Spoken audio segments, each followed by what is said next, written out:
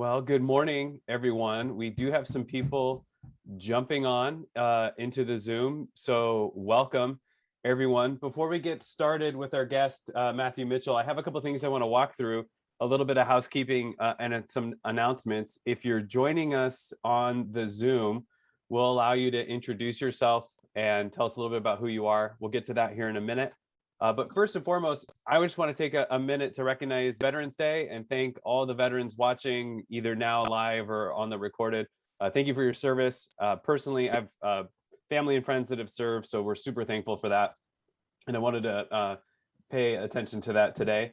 The next thing is, as always, I will be monitoring the chat that happens on Zoom. I'll also be monitoring the comments on Facebook. So if you have questions and you have anything you want to ask, feel free to do that either in the chat on Zoom or you can do it in the comment section on Facebook. If you really want to ask your question live, that's also an option for you. So if you're on the Zoom and you want to ask the question, just use chat. Let me know you want to ask your question live. We'll get you in. I do a pretty good job of trying to make sure I read through all the comments that happen on Facebook. Also, if you're joining us on Facebook, feel free to introduce yourselves there and use the comments to do that. The next thing is, as always, recording this. So this will be available on our Facebook page for Tinderbox Marketing. It'll also be available on YouTube. So keep an eye out for that. And then a couple more things. So December, I'm working on a guest. It will likely be streamed. I have a couple meetings with some people that are on the East Coast, which has been one of the cool things about the pandemic, if there is such a thing, is that we've been able to bring in guests from all over the country to join us. So that's been really fun. And I have a couple of guests that I'm trying to line up for December. As for January, I am currently working on a plan to get us back doing this in person in Spokane, while also still making it available either recorded or live streamed. So I've got a ton of details to hash out while also trying to keep the budget low. Don't want to spend a ton of money on video production or trying to figure out how to live stream it. But we went back to Fellow, met with the team there, and we had a really good meeting trying to figure out how to bring it back to Fellow co-working in downtown Spokane. So stay tuned for more details on that.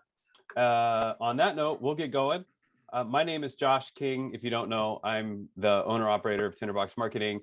This idea of Business Brew is something I came up with. Boy, it's been almost 4 years ago now, I think, if not more. And used to be something we did it live. As the pandemic hit, we switched it to doing it on live, which has actually been a really interesting and fun endeavor, as we've been able to record the business brews, but also bring in guests from all over, as I mentioned earlier. And we'll kick it over. So Dean, you're joining us so far. You're the only one on Zoom, although there's been quite a few people popping in on Facebook. So tell us who you are, who you're with, and then if you have any plans for winter. Hi, good morning, everyone. Dean Gable. I'm a construction manager with Hill International. And I don't know, as far as plans for winter, going down to visit some family in Klamath Falls in a few weeks for Thanksgiving. Outside of that, try and hit the ski slopes at some point here. Yeah, the snow is already starting to pile up, and we ski at 49, and I'm looking forward to that new high-speed quad going right up the middle, so that should be fun. Okay, well, since that's who we have joining us on the Zoom, we will just kick it over to our guest. So Matthew, I know you have a little bit you want to share with us. Why don't you just start and tell us who you are and what your company is, and then I'll let you kick us off with a little bit of that, setting the tone for what visioning is. Sure, absolutely. Hello, everyone. My name is Matt Mitchell. I work with Futures Research. I guess I am Futures Research. It's a one-person operation at this point. I've been doing this type of work for about 20 years now. Started off at WSU and using this method to do, just all sorts of different things. And ended up doing policy research using the same method for helping policymakers figure out what they need to do to be able to solve problems for real people. And now I'm using this for independent clients who are trying to understand kind of sticky problems. And so it seems that people end up coming to me when they don't really have anyone else to turn to. And they're like, I don't really understand what you do, but maybe that's great and it'll help me figure out what I need to do. Examples of the kinds of clients that we end up getting, or I end up getting, are things like healthcare systems who are trying to change their model. Like, it's like, how are we going to do this? And that's being driven by changes in healthcare funding. Universities and colleges that are trying to, basically reinvent their models as well. And so the whole basic idea of the work that I do is I really put an emphasis on vision as part of an important part of planning. And I'll talk a little bit about that. And so it's kind of cerebral. It's a little complex and conceptual. So what I'm going to try to do is just break it down, at least what it is that I do. And we'll see how it goes. So let me share my screen here real quick. Oh, I didn't answer the other questions that Josh asked. Yeah, please do. So this winter, I'm looking forward to skiing as well. I think I'm looking forward to removing snow on my sidewalk. For me, I live in a small neighborhood with a lot of elderly people. And so it's amazing. And I have a snowblower. And so I snow blow the whole block, right? And it's amazing, at 4 o'clock in the morning, how many people come out and give me cookies and tell me thank you and all that kind of thing. It's a real treat. I didn't think it would be, but it is. I would switch to doing it in the evening and then maybe get a beer instead of a cookie, but that's just where my brain goes. It makes more sense. I also live on a school route, so I try to get the sidewalks all buffed out. And unfortunately, or maybe I should say fortunately, some of my neighbors are the school or the crossing guards. So they really, they come out and tell me like, I'd like this snow moved over here, and I'd like this, that sort of thing. Anyway. So let me just share real quickly what it is that I do, or at least kind of the rationale and the framework of what it is that I do. And I'm sharing right now just a set of slides that, there's the title, How to Build a Vision That Matters and Works. And I start off with this. Planning is more popular, but it's not more important than visioning. And in fact, I think it may be less important than actually planning. If you're really good at having a vision, and your vision can be fluid and dynamic, then that actually becomes the plan. Your plan comes out of the vision. And that's if you're doing it well, in my opinion. Planning is something that's well studied. There's lots of techniques for doing it. There's lots of models. And what's interesting is there's not an equal amount of emphasis put on visioning. There's not a lot of visioning techniques. It's really not taught anywhere. And a lot of people don't practice it. When I introduce the concept of visioning to clients and I ask them the question, how do you do visioning? Often they'll say that they put paper up on a wall, invite their whole team into a room, give them stickers, write things on the wall, on the paper on the wall, and then ask their team members to put stickers on the pieces of paper that resonate with them. And that's how they build their vision. And I think that that's one way of doing it. May not be the best way. I believe that a plan needs a vision, and I also believe that a vision needs a plan. And here's kind of the story behind that. If you have a great plan, but no vision, your great plan is going to get you somewhere, but where? It may not be where you want to be. If you have an incredibly inspiring vision, but you have no way of achieving it, you have no plan, you have no roadmap to achieve it, well, you're going to be frustrated because you can get there, but you just don't know how. So I think that these two things are symbiotic. I think they go together. I believe that the better one's vision, the better the plan will be.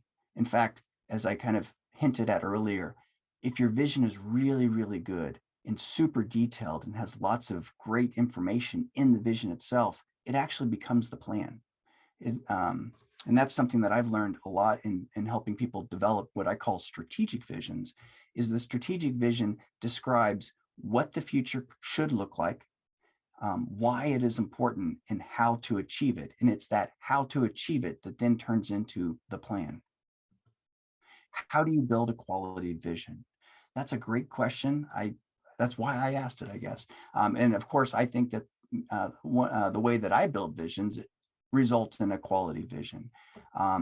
And I've shared with you one way that I know that other people develop visions. A lot of my clients in the past have built visions only using their executive group, where their executive group says, this is the vision for our organization.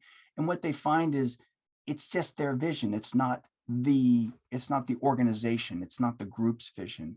And I think a quality vision should be shared. I think a quality vision should be a vision that everybody can see themselves in, be part of, and it explains kind of the why we're doing this and how we're going to do this, and that sort of thing.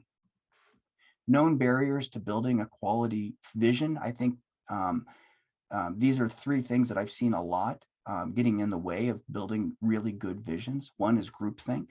So you get 40 people in a room and you ask them, what should we be doing? What's our vision?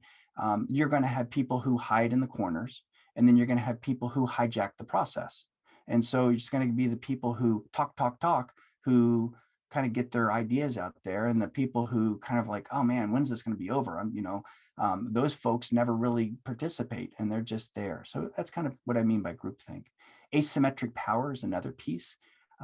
Worked with a lot of executive groups where, I have 12 kind of corporate executive type people sitting in the room, and they're all, there's of course power structures that are there in the room. And usually when I ask questions, everyone turns to the person with the most power to see what they're going to say first. And then they start adding on to that. They're not necessarily introducing their own thoughts. They're just maybe stroking the ego of the person that they perceive to have the most power in the room, that sort of thing. And then the last thing that I think gets in the way of really good visions is typocentrism. And typocentrism is when you have your mind grounded in the wrong time frame. So if you're trying to build a vision, and a vision necessarily is of the future, you're trying to imagine what you want the future to look like. And let me say this a little bit differently. The future is so important because that is where change is possible. Change is not possible in the present. Change is certainly not possible in the past. Change is only possible in the future. And that's why a vision is so important, is because it outlines what that change should look like. And so if you don't have your mind wrapped around that future, you can't really build a quality vision because you're so tied up in the present, or worse, you're still tied up in the past. And I do find that to be the case with a lot of bureaucratic clients, where they're still just trying to understand what just happened, and they can barely think about what's going to happen. And so that gets in the way of building a vision. So I suggest that a good quality vision should be a shared vision. And here's why. It's ethically sound. A shared vision of a shared future shows that you respect the people that you're bringing along into that future, right? It's ethically sound. It's practically operative, meaning that if you, a vision and a plan, unless you're a small little organization like mine, like just one person, it's very difficult to achieve your vision and achieve your plan without the help of other people. And so if you can group people, if you can loop people, inspire them with your vision, with a shared vision where they see that they have ownership in that vision, they're going to be more participatory. They're going to be more effective. They're going to be more efficient. They're going to be more inspired to be part of it. And it makes it more practically operative. And then lastly, it's strategically empowering. One of the things I've seen quite a bit is, in the way that I collect data to build strategic visions, I crawl around in the brains of the people who are going to make the vision possible. And I crawl around in the minds of the people who are going to make the vision not possible. And that last little piece is really important. Sometimes I'll ask a client, who are the rocks in your organization? Who is going to keep this from happening? Because let's go find out what motivates them. And then let's build them into the vision. It's a very strategic and empowering process, I think. A method to build better visions, that's what I've been working on. And I've started this in graduate school, and I just keep on going with it. It's been about 22 or 23 years now. I just love it because it is very inspiring for me. it takes me into very strange and foreign places, and doing very strange and foreign things, and learning about these things. And for me personally, it's very rewarding. But what I do is I use a research approach, and I build a set of data. It's qualitative data. And I use that data to build a shared vision of a shared future. And these are so the name of my company is Futures Research. It's also the name of the type of methodology that I use. There's about 250 types of futures research methodologies. I use probably about 5 different types, and I've kind of blended them together and created my own version of futures research methodology. And really how I am applying that right now with clients is, number 1, building innovative stakeholder engagement processes. Number 2, building ideas about the future. And number 3, building those actionable visions. People want actionable visions. They want to know, how am I going to make the future happen? And that's what I've got. So I'm going to stop sharing my screen and go back to this and see if there's any questions. And yeah, I'd be happy to talk more about this. I just was taking furious notes, and just full disclosure, Matthew and I have worked together. Matthew was a client of mine for a period of time.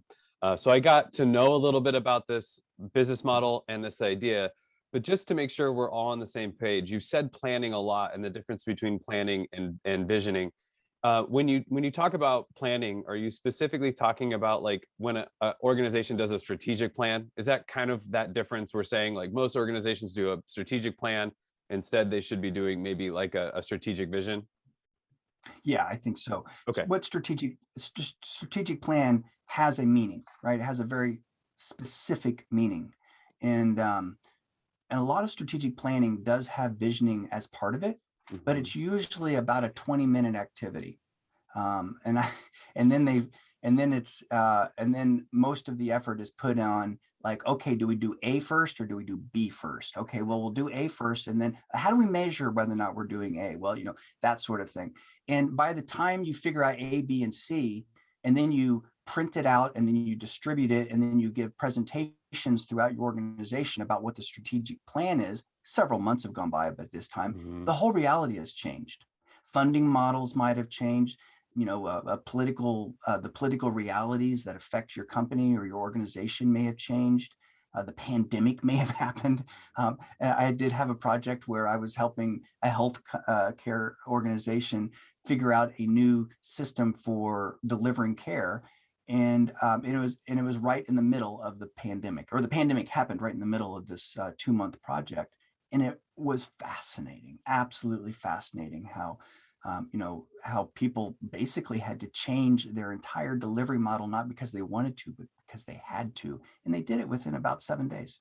It's pretty amazing. Strategic plans can get in the way of progress because often strategic plans are 3 to 5 years in their projection.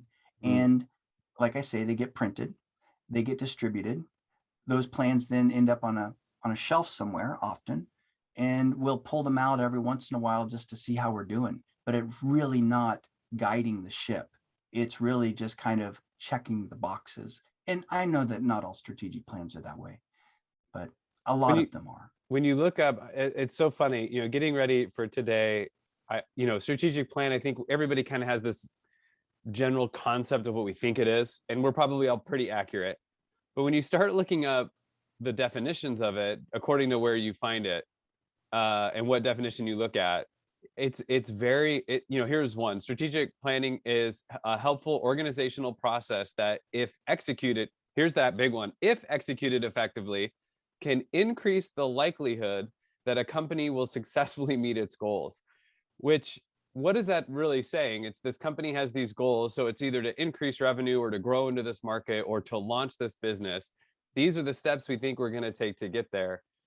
When you talk about vision, you're saying it's not even just 3 to 5 years in the future. You're saying this is the place we all want to get to, or we all want to aim at, and this is how we're going to do it. It just seems so much more attractive. I mean, here's another definition. This one cracks me up. Strategic planning is an organization's process of defining its strategy or direction and making decisions on allocating its resources to pursue this strategy. And the one thing that's missing from both of those to me is there's nothing that is inclusive of a team. It Mm, seems very much like top down driven. Like this mm. is what the head or the founder or the C levels, or the C suite all think. And this is what we think needs to happen to make it go. Everybody here now go do it. Right. Yeah. Yeah. Dean, oh, go ahead. Yeah. Well, I just wanted to say one other thing, that I think that a very important goal that a lot of organizations fail to identify as being something that's important for the future is being sustainable, persisting. And so, and that's something that I've really discovered an awful lot of, helping clients understand what their vision is about. Their vision really is that we will be here in 5 years. We will not have been, we will not have blown up or faded away. We will still be here, because then the question becomes, what makes you relevant in 5 years? What does relevance look like in 5 years? And this is a huge thing for workforce issues. I'm working on workforce right now, and it's a huge issue on workforce, because the people who are going to become our future workforce, these people are in our high schools and in our community colleges and in our introductory, university programs right now. And I think employers really need to be understanding what these new employees envision their life as workers will be like, because, any company that hires and relies on employees, they cannot do the work themselves. They need workers. And if you don't have workers who are working and who are motivated, if you don't understand what motivates them, you're not sustainable. You're tapping into a big conversation that's happening, in the country, which is, the workforce hasn't returned to pre-pandemic levels, where we're hiring and but I mean, everywhere you go, there's help wanted signs everywhere. Wages are increasing, but we just can't get people back in the workforce. And one argument is, benefits are too high and people are more comfortable staying at home. But the other argument that seems more valid and really leans to what you're talking about is that people left their jobs to stay home from the pandemic. And then when they were invited to come back, found themselves going, what am I really going back to? And it could either be work environment isn't great, but I know for a lot of it, and the conversation, especially I'm seeing on places like LinkedIn, is I don't really know what I'm doing. I don't know that I'm contributing. I don't feel like I'm a part of something. I don't feel valued. And it sounds like creating this vision where you're inviting the entire team to be a part of it is such a better process for getting impassioned employees. Have you seen that play out in the real world, where an organization does this and the people on the team are just excited to be on the team? Yeah, I would say that yes, absolutely. I would say I agree with everything you had just said. This is a huge issue that's coming up for me right now. I'm interviewing tons and tons of public education leaders, and I'm asking them, where are the workers? Why aren't people going back to the workforce? Just like you asked. And, they have a variety of different answers. A lot of them, and I say, is it the benefits? Is it all this, all these benefits that, have been poured out in these recovery efforts? Like, yeah, not so much. It's not really the benefits. I mean, $500 doesn't really, $500 a month doesn't really make that big of a difference. It makes a difference, but it doesn't make a difference at the proportion that we're talking about. What it is that the pandemic showed, and this is huge, what the pandemic showed is that there's another way. This is impacting public education right now in a huge way, because seniors, high school seniors or high school students in general, are seeing that the traditional model of education is a myth. I mean, we're only, having kids in a building from 8 to 3, and having the building being very structured and reified with rules and policies and dress codes and behavior conduct codes and that sort of thing. It's like, that's not education. We did, we spent a year last year doing education, sitting on the couch with a laptop on your lap. And and by and large, at least in the community I live in Spokane, test scores and competency skills were pretty high, comparatively to what they were the year before for all grades. And so it's really that students, people, workers are seeing that the pandemic showed that there's another way of doing things. And people are saying quality of life is important to me. I want flexibility. And then I'll bring in one more piece here. I do a lot of work, because this is where my heart is with rural economic development. And rural people who live in rural communities are saying, whoa, you know what the pandemic showed us is that I don't have to drive 75 minutes to Spokane for a job every day and then 75 minutes home. I can actually do, if I had broadband, I could do this from home. And, and that sort of thing. So I don't know if I'm answering. That actually tees up this question that Dean asked, and he messaged me, and he said, basically his question was, how do you do this in a large scale organization? And I think this is really, and then he said, and how do you get the members to feel that their contributions actually help to form the vision? And I think this is the perfect question, because it allows you to talk about your process, which is pretty unique when you compare it to the old sticky note on the whiteboard process, right? And when you said this like brainstorming as a group is one of the least productive things I have found, because again, the loudest voices or the most powerful voices dominate the conversation, where you want to hear from everybody. And that's the core of Dean's question. How do you do this in a large organization so that everybody feels valued? Can you talk a little bit about your process and how that's different compared to some of the things that you've mentioned, other ways that people have done it? Yeah, you bet. I appreciate that. And I didn't want this to turn into like a commercial, right? But let me tell you a little bit about how it works, I suppose, because it does add a lot of context to what I'm saying. So this is a research process, right? So I'm collecting data, and I'm collecting data from people, and I'm collecting data about the future. All right. What's funny is that the future doesn't exist. So there are no facts about the future. You cannot study the future because you cannot view, observe, measure the future. But what do exist and what does exist, I'm not sure if that's plural, singular here, are people's ideas about the future. Everyone has an idea about the future. And very few people have the opportunity to articulate their ideas about the future. And the future's huge, right? I mean, the future includes the globe, it includes the country, includes the whole state, includes my family, includes your family, includes the community, So my process requires being very narrow about what future we're talking about. So if a client hires me, then I say, all right, well, we're going to talk about your future, your organization's future, right? What aspects of your future do you want to talk about? And I usually ask them to limit it to about 3 to 5, and they're called focal points. And so an example might be like for the healthcare group that I worked with recently, their focal point was, how do we restructure our physical environment of our clinics? So we put everybody on a level playing field, blah, blah, blah. Next focal point was, how do we build a decision-making process that's inclusive, where people feel like they're contributing their ideas? And then the third piece was, how do we sustain our workforce so we keep getting quality and we stop having turnover, because turnover was killing them. So those are the 3 focal points, right? So then what I do is I say, all right, well, these are what we're going to study.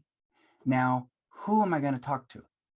And I ask them to identify, and it's basically budget driven. So like, how much money do you want to spend on this? Because it costs me time and money to engage people. And that's what I do, is I engage individuals individually, and I ask them all basically the same questions about the future. And I'm collecting data from a variety of different stakeholders. So like with this healthcare group, I interviewed 60 people, and I interviewed, like 10 people from this group, 15 people from this group, 10 people from this group. And, they're different types of stakeholders, right? And it wasn't just anybody, right? They were helping me pick individual people. In some cases, they'll ask me like, okay, let's do 60 interviews. We'll give you 20 names, and then you have to figure out the next 40. And I love that process, because it's a snowballing process where I would interview the first 20 people.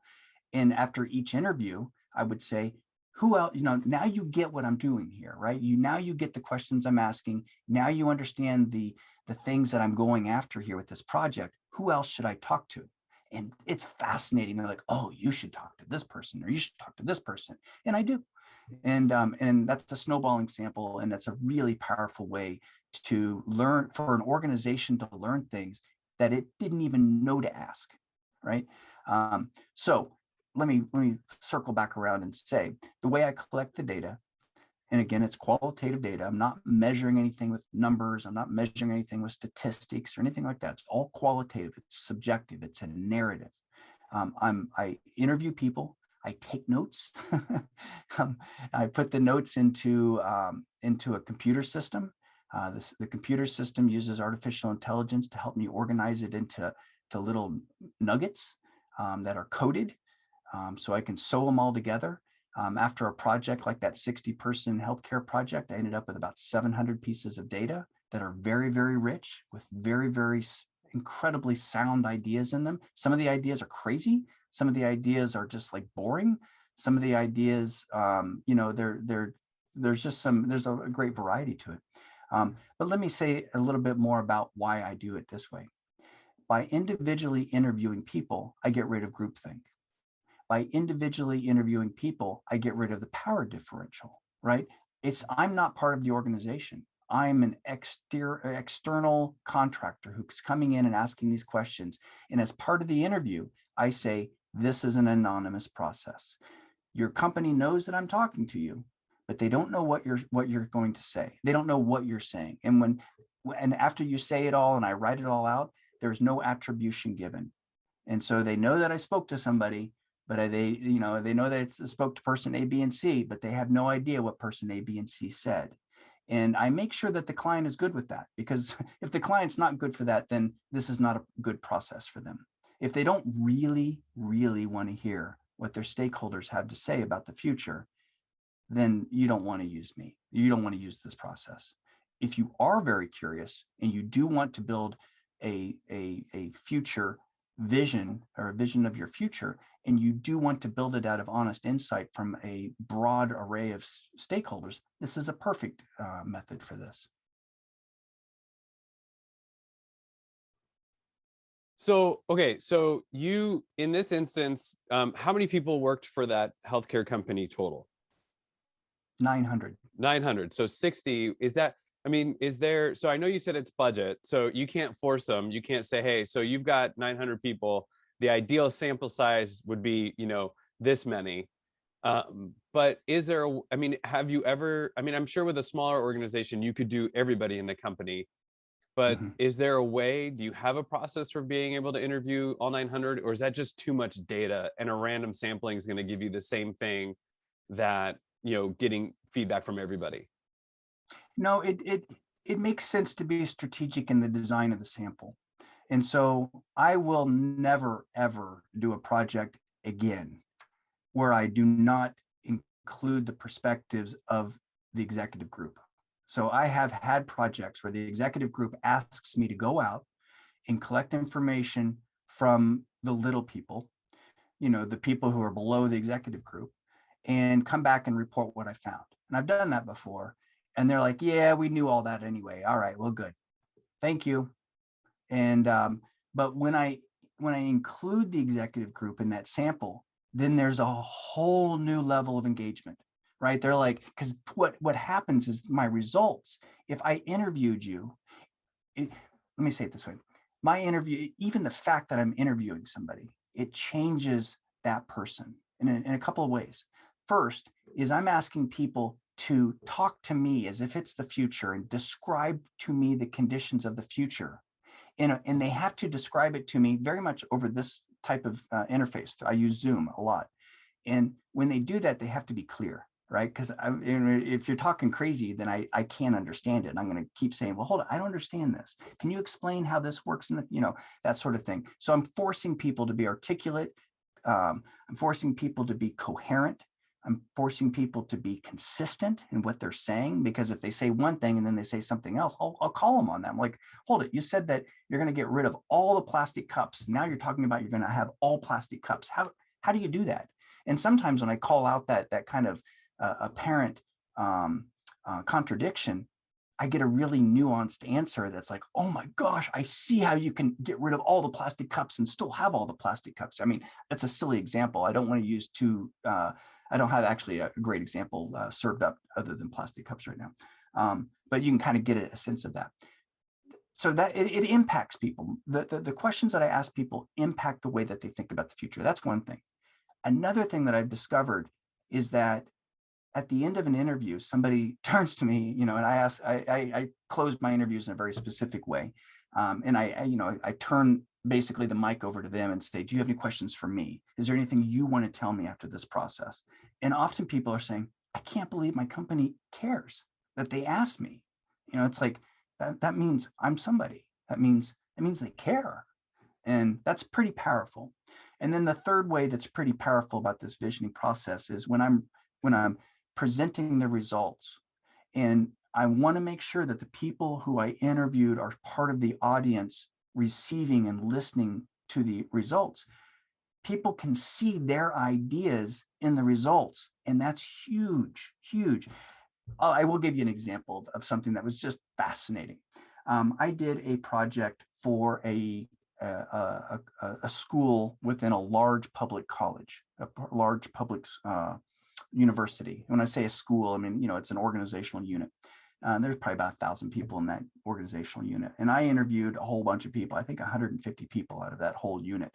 And some of those people I learned, as you can imagine in higher education, they have these turf battles. They have these like one professor and another professor, they've been working together for 30 years, but they haven't talked to each other in 27 because 27 years ago, somebody said something at a meeting, and now they're mad at each other, and they've been mad at each other for 27 years. And over the last 27 years, they're like, that guy over there, he's stupid and he's crazy and he's got bad ideas. And then I go and talk to them, like, that guy over there, he's stupid, he's crazy. And so this project had a couple of people like that in it. And they were rather important people. I think one was a dean and one was maybe a chair of a department kind of thing. And, and they were like this, right? So at the end of the project, I'm presenting my findings, and I knew that these two guys are in the audience, and I knew exactly what they had said because I had interviewed them. And I put the finding up on the screen, and I say, all right, here's a finding, and I read it out. And it was actually talking about how Google, this was 7 years ago.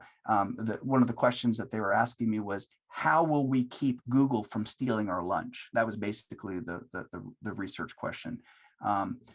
Because they could see that Google was producing what they were producing, but it was free, that sort of thing. And it's much more nuanced than that, of course, but that's basically the outlines of it. And so I put this finding up about Google stealing their lunch. And I said, all right, how many people in this room feel like this is your idea? And these two guys raised their hands, and they locked eyes, and they're like, oh my gosh, we agree on something. And it was pretty cool. Because it's what it does is it really underscores ownership, and it underscores this sense of respect, where people feel like their perspective and their opinions are being respected. I like that you said that earlier, and this is kind of going to tee on, I hope, what you were just talking about in terms of, how valued the people feel. Like, I can't believe my company's doing this. And you said that a shared vision is ethically sound, and you have your methodology to make sure you do that, right? You said you will never not do the C-level or the top level people in the interview process. You'll include them. Have you found that your process is also equitable? And I mean, I know equity is a big conversation right now, and I as much as I mean culturally equitable, I also mean, what happens when somebody participates in the process, but their idea isn't the idea that makes it, right? Mm-hmm. Does your process, and does visioning as a process in general take into consideration that problem, that a lot of people are going to share, we all have this idea of where we're going, but not everybody's idea is the accurate idea, or not everybody's idea is the idea that's going to win out? How do you manage that tension when you're doing this process? Yeah, that's a healthy tension too. I think it is. number one, after each interview, I give people back the results of their interview. So I'll send somebody a PDF that has my processed data from their interview. And these are all things that they, and I asked them, I'd say, Josh, here's what you told me, or here's at least what I heard. Did I get it right? Did I get it wrong? Did I miss something? Did you think of something else since our interview that you'd like to add to this data set? And people respond to that. People give me, corrections and additions, and often it's more emphasis on like, oh yeah, this, really push this idea. And so that number one, they feel like they've been heard.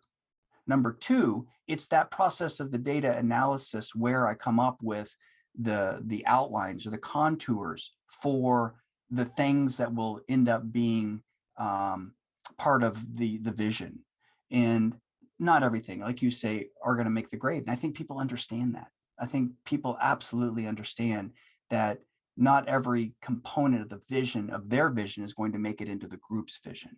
And that's the whole idea of a shared vision, is that the shared vision, at least I was asked. And that's how some people feel about the shared vision. It's like, well, the vision is not exactly what I would want, but at least I was asked.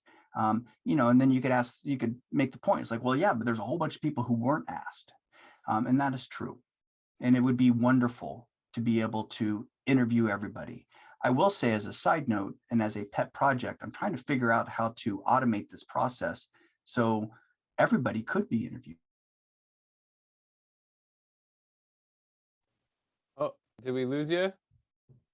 Oh no, Matt, come back.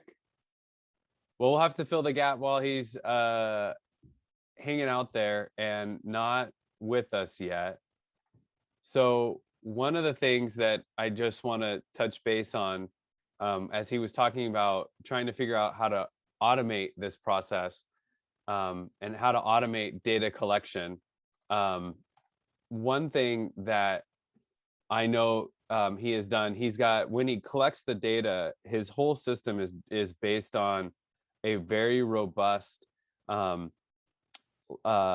software that allows him to organize the data and create charts and some really fun ways of sharing the information, but also creating that cohesive vision. So the whole process, as much as it is about data collection, is also how do you parse through it? How do you make heads or tails of it? And then how do you present it? And if you look at his website, in the Futures Research website, it says, we collect data from those who share a future to conceptualize and articulate ideas about the future. We help groups build visions of their future, and we develop strategic visions for mission-driven companies and organizations and groups. So I think that there's a lot that, even in the data collection piece, there's also a piece in how he presents it. So Matthew, while we lost you, I was just filling the gap and letting people know that once you've collected the data, you have a very robust process for going through and sorting through that. Before you explain that piece, because I think that's important, my last question in regards to like this 900-person company and how they operate and how they came to you, you did 60. When you share the information that comes as a result of doing these interviews with the 60 people, and when you talk to the group, are you encouraging that company to share the results with all 900? Is there a process you recommend they go through to make sure that the 840 that weren't picked because they weren't valued, right? I mean, I keep coming back to this equity thing that within the 60, obviously not all ideas are going to float to the top, but also you still have 840 people that weren't considered. That's another tension. Like, how does that organization manage that? And then how do they share the results in a way that engenders, like buy-in from everybody? You're muted. That is a problem. And really the only way of doing that is for the organization to identify different processes that it has or could create that keep the conversation going. I think it's really, really powerful if you can engage people in talking about the future in a way that is innovative and inclusive, and that also is authentic and I think this last piece, the authenticism of it, is that you can see where people can see like, yeah, the organization asked these questions, they collected the information, they shared the information. Not every client will share the information back to their group of what they collected. But when they do share the information, I totally encourage them to share the information back to the people who participated in the process, and then back to the people who are part of this larger, broader shared future. Then I give them a series of options that they or I can help them do, which is sometimes like some of the findings, some of the ideas become the items that might be explored in a retreat. So that happened with this healthcare group, right? So we came up with about 17 pretty powerful ideas. And those 17 ideas were the topics of a 2-day retreat for the whole organization to chew on and tear apart. Okay, that's an example, right? Another example is when I provide the data, when I provide the results are, I use something that's called D3. It's a data visualization software. And what it does with the version of the D3 coding that I use is it's kind of like those Russian dolls where you take a Russian doll off and you know there's like another doll inside, another doll inside, or an onion maybe is another example. But I provide people a network of these Russian dolls. I provide people a network of onions where you can see all the onions, and and what each top level piece are these ideas. Like in the healthcare group, it was these 17 ideas, right? And then you read the idea has a title, and then it has a body, and then it is supported by actual data that was collected from the interviews. And so it's kind of this structure. And so if you can imagine, there might be 20 or 30 pieces of data that support a single idea. And so you have these 17 ideas, let's say, and then each idea is then supported by 20 or 30 pieces of data. And then those 20 or 30 pieces of data are all interconnected with other pieces of data using theming connections. And what I encourage people to do, what I encourage the clients to do, is to select a group of people, and usually they're kind of administrators. Like right now I'm working with colleges, and so it's going to be like the vice presidents and the deans who will do this work. And they will start at an idea and then run down and look at all the data that supports it, and then go sideways and look at the other ideas that are connected, or the other data that's connected to that foundational data for the idea, and then ask themselves, did Matt get it right? Matt doesn't know their culture like they know their culture. But what I do provide is a mirror, and it's not a perfect mirror because I'm not touching every single person in the organization. And I'm also not able, the data that I'm collecting from somebody is that point in time. They may have had a bad morning. If they may have, just learned something unfortunate, in their family or community that affects the way that they would perform during the interview. So I don't know if that's answering your question, but it is a problem. What you're describing would be the problem that you're describing. The solution is very, very difficult and very, very expensive to achieve, which is asking every single person in the organization. I will say one more thing. Not every single person in the organization really has good insight. So like the person who was just hired, into this organization, who has no experience with the organization, they're not going to have a lot of deep insights. However, somebody who was just hired, who has 30 years at doing the exact same thing, but for a different organization, that person has some great insights, because then I can learn from them about how they did it in another place, and then see what kinds of ideas from that other place could be injected or kind of woven into the way that their new organization could approach it. Well, before we lost you, you were about to touch on, looking for an opportunity and a way to automate part of this.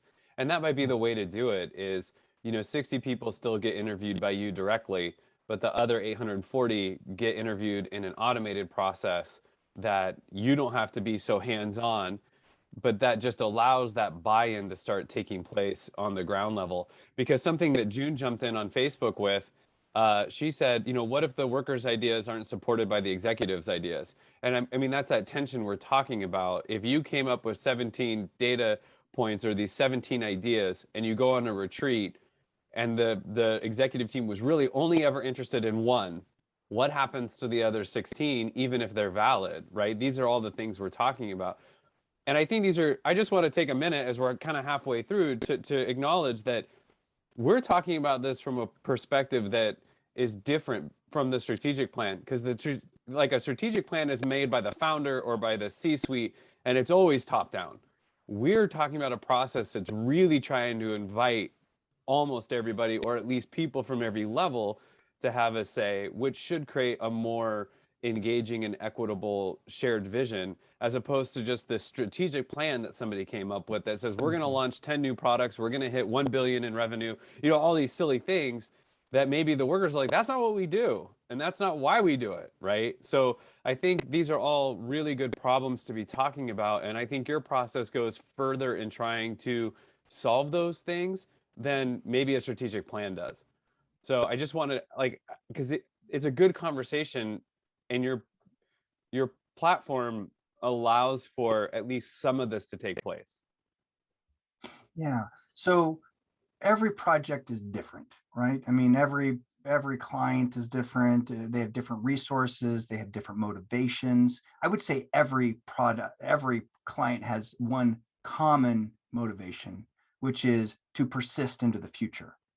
And if not just persist, but to thrive. And so that's what this visioning is all about, is to figure out how are you going to live another day, and how will you be stronger that day? How can you become stronger that day?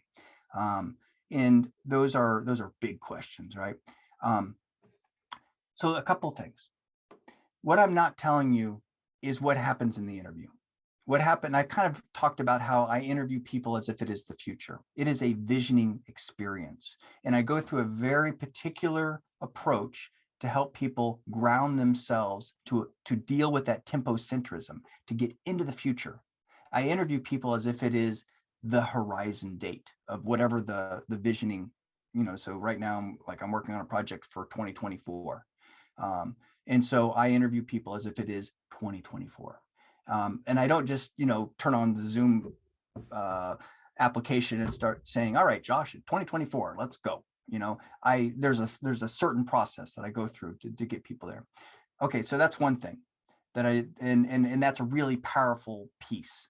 Another thing that happens is before I even interview somebody, I have to learn a little bit about them. So because every interview about every project, I only have about 3 canned questions, and they're actually all the same kinds of questions. They're just kind of like setup questions or shut down questions.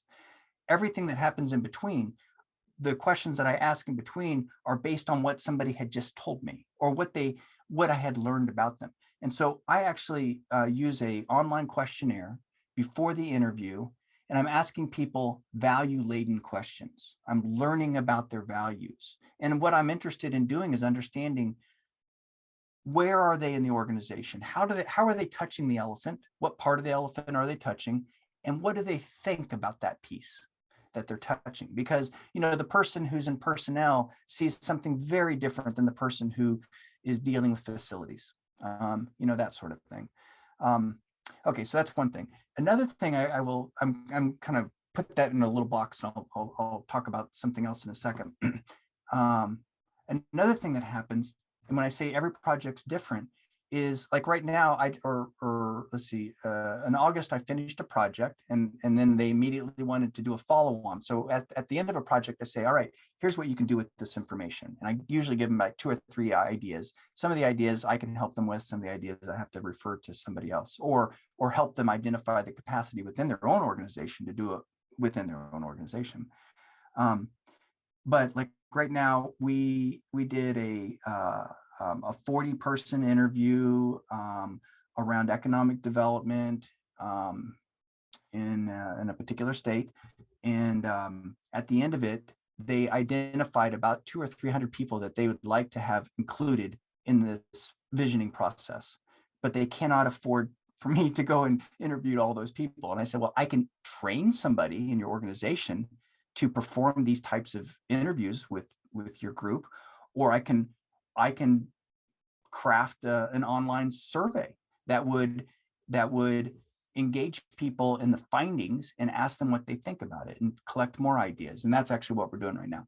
And so that's a different way of doing it. That's another way of kind of reaching. It's kind of like, it's like you throw a pebble into the pond, and it's kind of like the next, it's kind of like the ripples that are going out from the center of the pebble drop, I guess you might call it. Another way that and this is just for strategic visioning. I'm talking about these big organizations. A lot of my clients are like small nonprofit foundations, like community foundations, and their world is pretty small. There's like 12 of them that are running the show. And so like I had a foundation come to me and say, we have $20 million that we want to invest and make a difference in this community over here, in this region. And so we want you to go and talk to everybody in these regions and figure out what they want us to invest in. I'm like, whoa, okay, that's interesting. And so I interviewed their group to identify really what are the boundaries. Like, are we talking, healthcare, education? Are we talking public safety? Are we talking domestic violence? What kinds of, what needle do you want to move? So they identified some needles that they wanted to move, indicators that they wanted to change. And so then I went into the communities and found the people who would have some good insights on how to move these needles to get some really good ideas. And then we used that information to structure a grant process, right? I mean, okay, here's another example.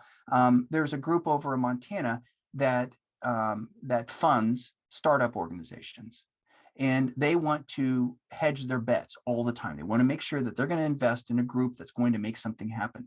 So I've been playing around with them, saying, "Help! I will come into your group. I will individually interview each one of the members of the startup team, and then I will see if they have a common vision, and that sort of thing. And that really helps the investor be able to say, this group is all over the board, or this group really has their act together, or I really like their vision. If they changed it a little bit, that sort of thing. So really what I think that this visioning process does is it changes the conversation. It may not solve the conversation, but it changes the conversation. It brings content to a dialogue that otherwise does not exist.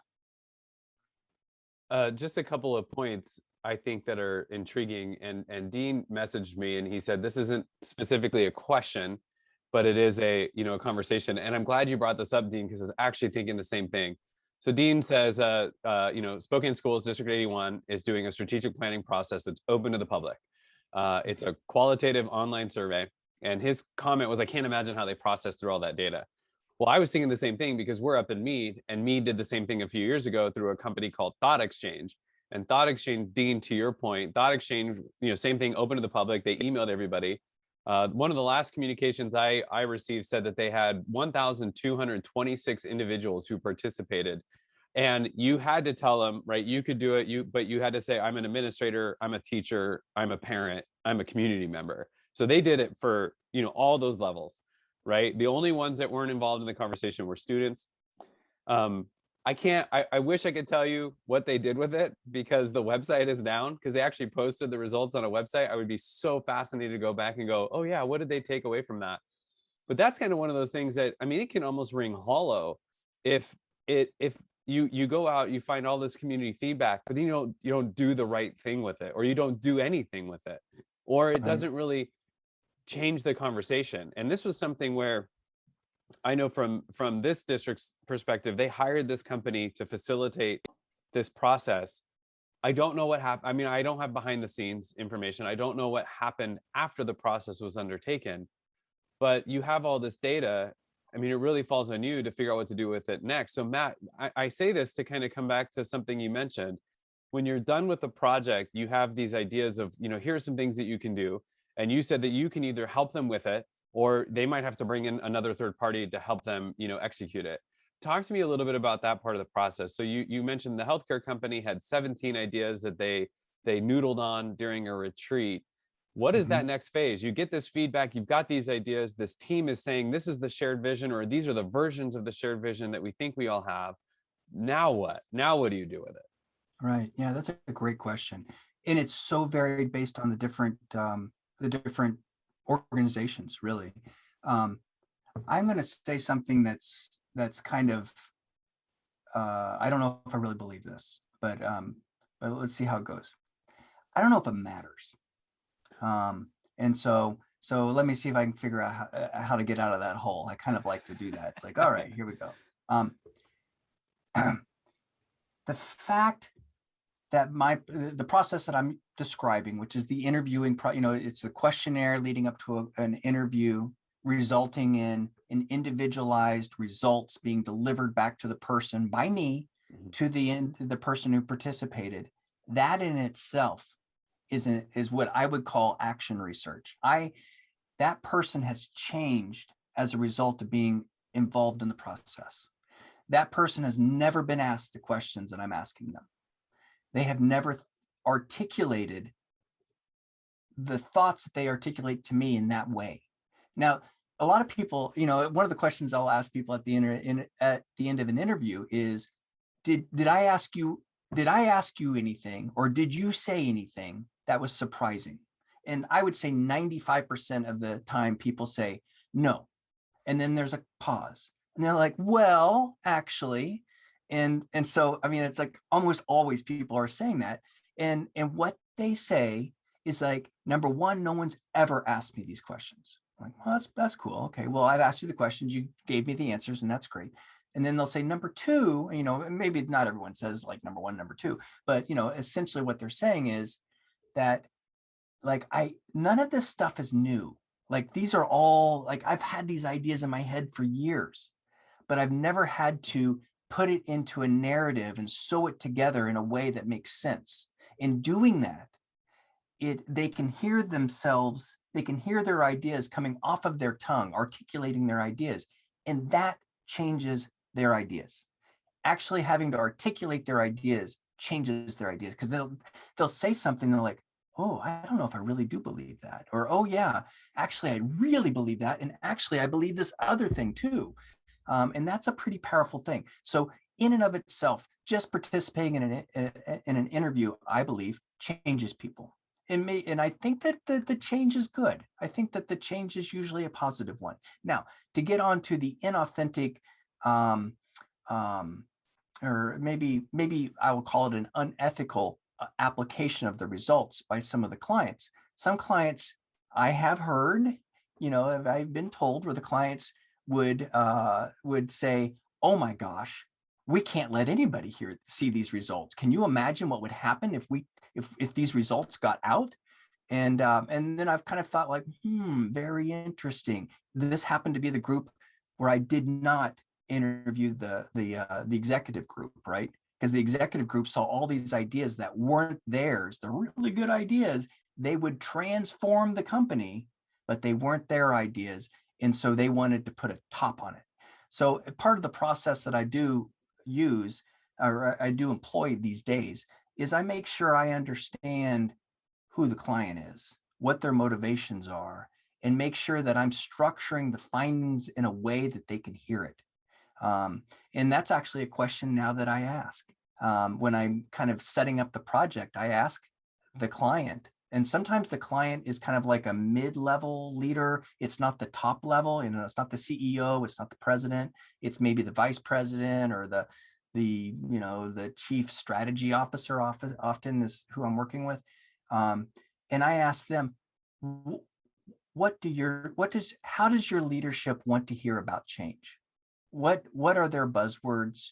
What are their no-go zones? I need to take this stuff in consideration, because I don't want to offer results that are immediately going to be thrown away. And so that's kind of an onus on me as a researcher, I think, as a vendor, is to make sure that what I'm producing is something that is going to be listenable. Now, one more thing I'll say is, one of my most recent projects I just completed, and I presented all the findings to the leaders of the organization who all participated in the process, is they all said, wow, these are great findings. We're not surprised by any of them. In fact, we're already doing half of them.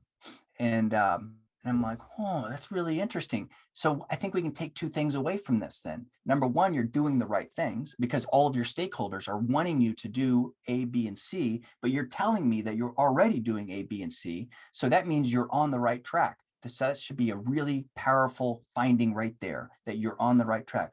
And number two, the fact that your stakeholders are saying that they want you to do A, B, and C, and they feel like you're not doing A, B, and C, you have a communication issue. You are not communicating with your stakeholders that you're doing A, B, and C. And they're like, oh yeah, that's a great find. That's a very powerful finding. I cannot, and I will not deliver the results to anyone other than the aggregated completed results. My obligation is to the client. That is who has written the contract for me, and that's who I deliver the results to. But that does not stop me from saying and encouraging them to, and I often will write up a summary that summarizes all of the findings in a way that could be presented back to all the participants for sure, but as well as all the stakeholders. And I cannot control whether or not an organization will or won't do that. So what are some common next steps? And I appreciate you kind of digging in and saying, the process at least has this opportunity to change some people and to create change. So I think that's good. I still want to, as we round this thing out, I really want to hone in on this piece where you've delivered what you have found. I like the example you gave where one organization said, yeah, these are things we're already doing. And you're like, you need to communicate that better. But if you came to an organization and said, here are your ideas for the future, what do these organizations do next? Do they create a plan on that? Do you help them create a plan? What are those most common next steps? Basically, how do they take what you've given them and turn that into that actionable plan that you mentioned, that actionable vision? That's a great question. Well, there are specific things that come out of the ideas. So I've used already the model of saying, what I'm looking for are three things about the future. I'm interested in what the future looks like, why that thing about the future is important, and number three, how to make it happen. So the what is very tactical. The what is very strategic, right? The what is like, this is the change that we need to achieve, right? This is like we need to reduce the barriers for our clients to be able to access our services, right? Okay, so that might be and here's some specific things that we need to fix, like being able to find the forms or be able to reduce the complexity of the forms or whatever the process may be. Then the next question of why is that important? That's a cultural question. And that's something that I think that I do. Really what I'm trained in anticipatory anthropology, basically. I study the future of culture. And because I believe, as my training kind of makes me believe this, I believe that culture is the human operating system. Like I'm talking to you right now through a Macintosh, which uses Mac OS as its operating system. Well, the operating system that I use in my brain, the operating system I believe that you use and everybody uses in their brains, is culture. And so if I can understand, decode the culture of an organization and all the people who are part of that, then that starts, and that really gets to the why is the strategic objective important, because importance and value, those are how you answer the why of the value of an idea. It's like understanding really what the value proposition is, and it may not be that it's contributing to the bottom line of the company, but it's contributing to the retention of your workforce. It's contributing to the positiveness of your workplace, that sort of thing. And then the the last piece is that how. The how has very specific ideas in it, right? So right, I'll just use the example. In fact, I'm writing this piece up right now. I had a group of people. I have to be careful how I say this. I had a group of people who have said getting our students to go from high school into college is a huge, huge problem. Like there's a lot of kids who just don't make the transfer. They get lost. There's a huge abyss that exists between 12th grade and 13th grade. And we want to fix that. And like, oh yeah, guided pathways, beyond high school plans, all that kind of stuff. And that's great. But what we've discovered is that, the high schools can't control what the colleges do. The colleges can't control what the high schools can do. And what this process, this particular project is really identifying is that there's a communication gap, a huge communication gap, and it's a cultural communication gap that exists between these two very large and very similarly aligned institutions. And so one of the solutions, and so this is kind of like a how to fix that abyss problem, how to bridge the abyss is, the school people are saying, I have an idea. The building that everybody enrolls in, paint it yellow, bright yellow, and get rid of the building number of G5214. That's not, don't tell your students to go onto the campus and go to building 52G14. Have them go to campus and look for the bright yellow building. And then when they go in the building, the experience should be like going to an Apple store. They should walk into the store, or they should walk into this building, and instead of trying to figure out what queue to stand in, they should be immediately approached by somebody with a iPad in their hand saying, yes, great, you're here. How can we help you? What are you looking for? Like, the student like, I'm here to, enroll. And then it's like, oh, great. And actually begin collecting that process right there, blah, blah, blah. And there's a whole bunch of like other hows that come into this particular idea. Can you imagine how this then can fall right into a plan? I mean, I'm starting to, what's happening through these interviews and through the aggregation of the data, I'm coming up with very specific things that can happen. So we're talking about painting a building yellow. We're talking about retraining a group within the college's administration on how to do customer service. And we're also talking about changing and streamlining the enrollment process. So it's not done by 12 different people, it's actually done by one person. And that one person is able to basically guide the student through the enrollment process with an iPad in about 10 minutes. And that's a very different experience than high school students are experiencing today. So that's a great example and on how you can make this actionable. And actually, I think it helps me at least understand that piece of like, how do you get from A to B or A to Z? One last question for you as we wind down.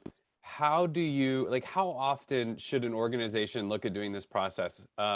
Companies face that, they have turnover, they have people coming in and out. It may not be a revolving door. Hopefully it's not. If it's a revolving door, that's another issue that has to be addressed, which maybe can be addressed through this, like, hey, this is a terrible place to work. But how often should a company look at redoing this process, or how often should they be looking at, digging in and looking at their shared vision and creating plans based on that?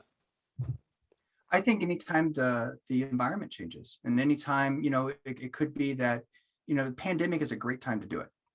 Like with right now with the colleges that I'm working with, well, they're actually being driven to make these decisions or make these changes based on funding issues. And so there's some funding changes that are happening right now for these educational partners, and they're having to respond in a way that they are unable to respond because they don't have the data to respond to it, and that they need to have highly idiosyncratic or highly unique contextualized stakeholder data that's explaining why they're doing what they're doing. That's what the funding is now requiring them to do. So that's an obvious time for them to build this, and that's what they're doing with me. Another example would be like with the healthcare group. The way that Medicare and Medicaid are going to be reimbursing healthcare organizations for their services is changing. It's no longer going to be a fee for service, getting a reimbursement for an x-ray here or a Band-Aid there. It's going to be reimbursement for community health. You know, show me that you've reduced the instances of diabetes in your community, then we will reimburse you. Show me that you have made Josh King more healthy over a 5-year period, and we will reimburse you. And so it's not quite like that. And I don't completely understand these new changes, but what it does require, and you know, as it's been explained to me, is that it's going to require these healthcare organizations to change the way that they approach their work. Not only approach their work in terms of, you know, how we answer the phones, but also what we do with people in our waiting rooms, how we connect them with services, how we follow up with them. And that's something that is kind of a common theme right now with all of my work is handoffs and follow-ups. I mean, that seems to be the magic, you know, a magic solution. So, you know, with students, they always get handed off, enrollment to advising to instructors. And it's so all these different faces along the way. And each time they have to reapply all their information, you know, and all that kind of stuff. With healthcare, it's kind of, you know, how many times do you have to provide the same information on 15 different forms? And does that become a barrier? Well, people choose to go ahead and push through those barriers because they want the healthcare. But is that humane? Is that the right way to do it? And the answer is no, it's not. I mean, you know, healthcare. So these healthcare organizations can identify these things, and they're doing that with me. And what has motivated them to do this has been the changes in the funding model. So another example that I would say, an observation, like when lynda.com was launched several years ago, 10 years ago, that motivated this large public university to contact me and say, this thing's going to kill us. lynda.com is teaching the classes that we make our bread and butter on. And they're just, we can see the writing on the wall. They're going to take our lunch from us. How do we get our lunch back? How do we put it in a different bag? You know, that sort of thing. So I think that big seismic changes are a good trigger for this kind of revisioning. And I think also when this is something that I've shared with a lot of clients also, especially in workforce, is the people you're going to be hiring in the future are going to have very different expectations than the people you've hired in the past. And you need to understand who these people are and what they want from you. And this has really been underscored by something that we've already talked about in this call, which is worker motivation. So I'm spending a lot of time on trying to understand worker motivation because it is a huge problem. Okay, I agree. On that note, we got to call it. So thank you for everyone that joined us. We appreciate you joining us. We appreciate your time. We appreciate Matthew, thank you for joining us. And what you had to say about you know, this process and everything has been really, really good. I've taken a bunch of notes. I look forward to mapping it out, putting it into a blog, posting it, and getting it up and ready for next week. So thank you for joining us, Matthew. Thank you for everyone who joined us on Facebook, and Dean for joining us on Zoom. One quick note, keep an eye out for details on December's Business Brew. That one should be done via Zoom, and it will likely be that first Thursday, which I believe is the 2nd of December. So keep an eye out for that one. And then, like I said earlier, we will be doing try to get an in-person one back and up and running in January. So stay tuned for that. Details are always in a newsletter I send. If you're not getting that newsletter, shoot me an email. My email is josh@tinderbox.marketing. On that note, I hope everybody has a wonderful morning. Thank you again for joining us. Thank you, Matthew, for sharing. And I look forward to seeing you all in December, and then maybe seeing some of you in person in January.